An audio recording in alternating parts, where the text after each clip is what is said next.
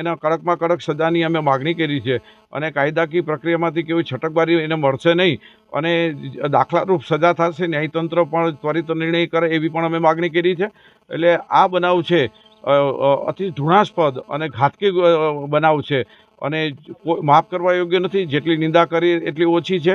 એટલે વિજ્ઞાન જાથા છે આ સમગ્ર ઘટનાની અંદર 2 દિવસના માહિતીના આધારે માત્ર તંત્રવિદ્યાના કારણે અને માત્ર અદાવતના કારણે આ બનાવ બન્યો છે અને જે બાળકીની હત્યા છે એ હવે પાછી નહીં આવે, પરંતુ આવા બનાવનું પુનરાવર્તન ન થાય તેટલા માટે વિજ્ઞાન જાથા અહીંયા રૂબરૂ આવેલ છે. નોર્મલી કહી શકાય અત્યારે જે તમે હકીકત બતાવો છો તેના ઉપરથી બહુ સ્પષ્ટ થાય છે વિડીયો આધારિત કે નરબલીને સમગ્ર પુષ્ટિ મળે છે.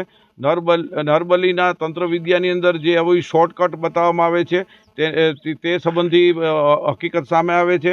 એને જે કોઈપણ વ્યક્તિને મારી નાખે તો પછી એના મઢ પાસે એનું માથું રાખવામાં ન આવે કે એની લાશ રાખવામાં ન આવે, એ અમે આટલા વર્ષના અનુભવે કહી શકીએ છીએ.